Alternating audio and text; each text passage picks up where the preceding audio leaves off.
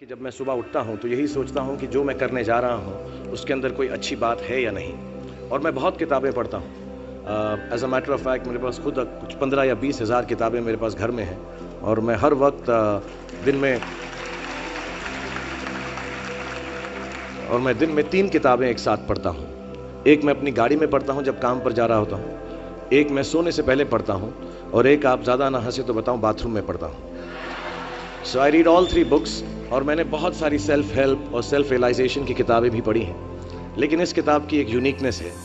हर किताब यही कहती है कि अच्छा सोचो, अच्छा दिमाग में लाओ, अच्छे विचारधारा रखो, अच्छी विचारधारा रखो। लेकिन ये किताब के अंदर बताया गया है कि किस तरह वो विचारधारा आपके अंदर उत्पन्न हो सकती है। How can this be created from the inside.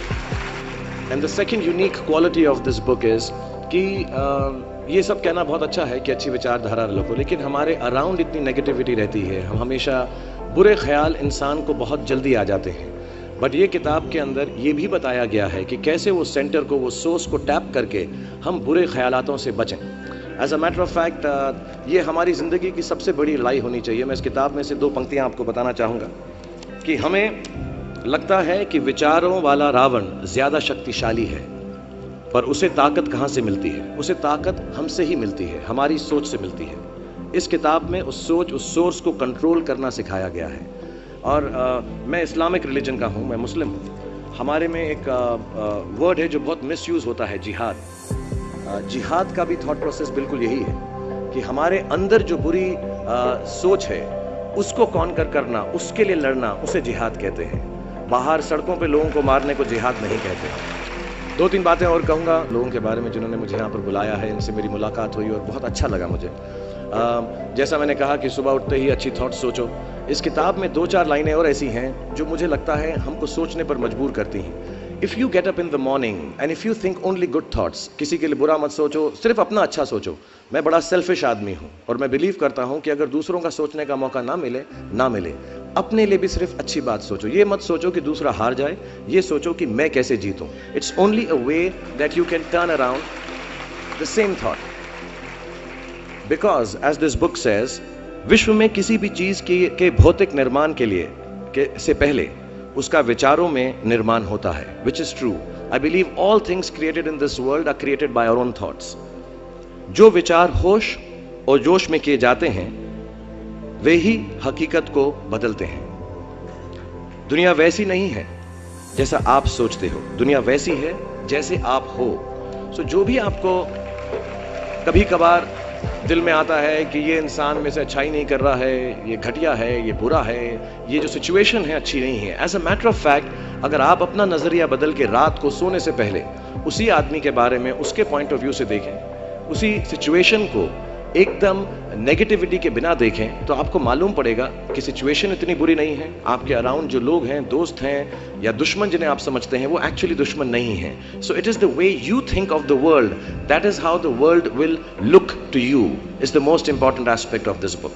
मुझे अपनी भी मुझसे पूछा इन्होंने सवाल, मैंने पूरा जवाब नहीं दिया कि मैं जब छोटा था तो कैसा सोचता था। मैं सोचता था कि इतना बड़ा स्टार बन जाऊंगा। आई रिमेंबर मैंने टीवी में एक सीरियल किया था, आप लोग शायद बहुत सारे यहाँ पे छोटे इन्होंने देखा नहीं होगा, एक फौजी सीरियल किया था मैंने। एंड पहली बार जब मैं सड़क में जा रहा था तो मैंने देखा 2 औरतें 3 व्हीलर में हैं, और सडनली उन्होंने मुझको देखा। मेरा नाम उस सीरियल में अभिमन्यु राय था, फौजी में। और सडनली उन्होंने मुझे देखा और मैंने नोट किया कि उनके मुंह पे इतनी बड़ी मुस्कान आ गई है मुझे देखते ही कि हाय शाहरुख शाहरुख, ऐसा करके वो चिल्लाने लगे। And to me the greatest moment in my life and the greatest desire in my life became कि मैं लोगों को मुस्कुराने की रीज़न दे सकूं, उनको मुस्कुराने का रीज़न दे सकूं। तो जब मैं मुंबई आया, जैसे जवान लोगों के थॉट्स होते हैं कि मैं बहुत पैसे कमाऊंगा, बहुत नाम कमाऊंगा, बड़ा घर करूंगा, मेरे दिमाग में 2 मेन चीज़ें इन सब मटेरियल चीज़ों के पीछे थी। आज मेरे पास अल्लाह के फजल करम से सब है, लेकिन इन चीज़ों के पीछे, ये गाड़ी मांगने के पीछे, घर मांगने के पीछे, और मुझे लगता नहीं ये बुरा है। I think all of you should imagine all the good material things that you want, but behind them there were 2 good thoughts. 1, मेरे माँ बाप की डेथ हो चुकी थी, एंड मेरे दिल में एक ही अरमान था कि अगर मुझे कोई बड़ा फिल्म फेयर का जैसा अवार्ड मिले तो वो मैं अपनी माँ की याद में अर्पित कर सकूं। तो my main dream was that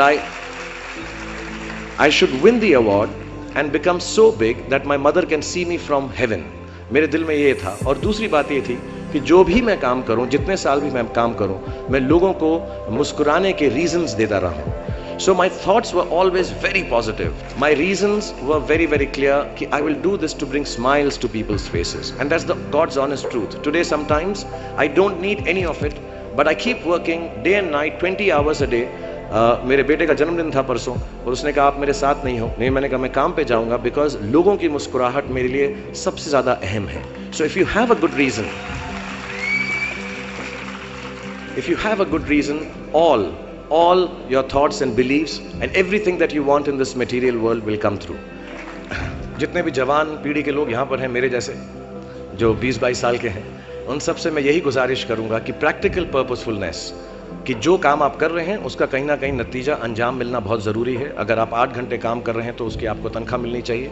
अगर आप फिल्मों में काम कर रहे हैं तो आपको उसके लिए अवार्ड मिलना चाहिए। जो भी मटीरियल चीज़ आपके दिल में है उसकी आस्था, उसका दिमाग में, उसको हमेशा रखें। मैं कभी भी किसी बच्चे को ये नहीं कहूँगा कि सारी ज़िंदगी सोशल वर्क में गुजार दो, अच्छे काम करो, सिर्फ प्रेयर करो। No, I think you should go and get what you want in life, all the material things. You should have a big house for your family. You should have a good car for your elder parents. You should be able to educate your sister and your daughter to the best possible way that you can. Please do all that. But somewhere in your heart, remember that each job that you do, जो भी कार्य आप करें, जो भी काम आप करें, उससे कहीं ना कहीं ह्यूमैनिटी का कुछ ना कुछ पॉजिटिव होना ज़रूरी है। कहीं ना कहीं पर उनका बढ़ावा होना ज़रूरी है। If you keep that thought in mind, मैं भी आपको बताऊंगा, कुछ लोगों ने स्टीव जॉब्स के बारे में सुना होगा। अभी रिसेंटली उनका देहांत हुआ। उनको कैंसर था, पैनक्रियाटिक कैंसर था। एंड उन्होंने एप्पल कंपनी, सबसे बड़ी कंपनी मानी जाती है दुनिया के अंदर आजकल, उन्होंने अपने अंतिम समय में 6 महीने में रियलाइज़ किया कि जब भी मुझे मालूम पड़ा कि अब मेरी मौत करीब है, मुझको फेलियर और सक्सेस दोनों का डर या उससे खुशी ख़त्म हो गई। मेरे दिल में सिर्फ एक ही बात थी कि जब भी मैं कोई चीज़ बनाऊंगा, कंप्यूटर बनाऊंगा या कोई भी गुड बनाऊंगा, उससे इंसानों का, ह्यूमैनिटी का क्या फ़ायदा होगा। So I want to tell all the youngsters, please do whatever you want to do in terms of being well off materially, but somewhere keep a spiritual thought that the world should be a better place because you were born in it.